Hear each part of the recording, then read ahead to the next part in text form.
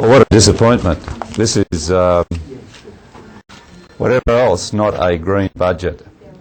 There's 40 times as much expenditure on defence as there is on the arguably the biggest future threat to our country, which is climate change. The spending on transport infrastructure, 25% on public transport, minus a big slab going to coal industry trains, 75% on climate worsening roads. When you look at the proposals for homes, some 200,000 homes over the next 5 years, get some loans to help with renewable energy options. The Greens would make that 100% of homes over 7.4 million homes over the next 10 years. In other words, Labor's going 3% the distance that the Greens believe a climate-charged country and an economy readjusting to climate change would go. Mr Rudd might say he's Robin Hood, but really he's Little John. This is Howard Costello light, and it's particularly missing on tackling climate change, on tackling the environmental amenity of this country, and on giving us the fast, efficient public transport systems that the country's got to have if it's going to move into the 21st century. And it's missing on the spending on renewable energy. It's giving a massive boost to the coal corporations for clean coal, which is not available, but in the coming year, nothing for commercialisation of renewable energy, big size, which is available. When it comes to pensions, they're stuck. There's indexing to change that in the future, and there's a bigger one-off power payment, and the $500 that the Howard government traditionally to make pensioners feel they're getting something is still there, but pensioners are stuck on the poverty line.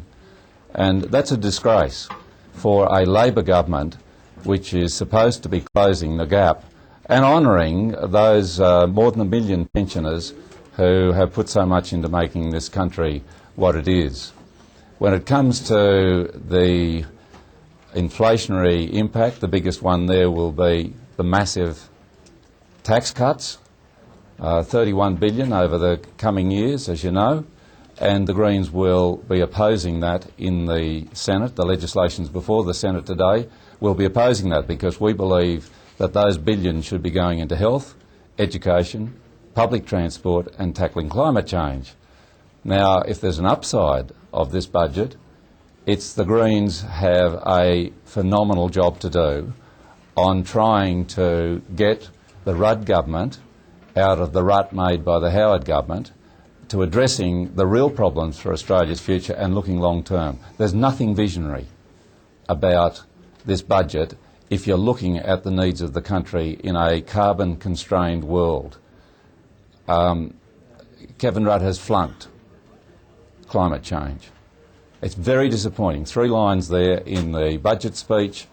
They can compare it with Costello if they want to, but you compare it with the budgets in Germany, in Switzerland, in Scandinavia, and it's a disgrace that so little is being done about climate change from a country which has one of the highest per capita pollution rates in the world.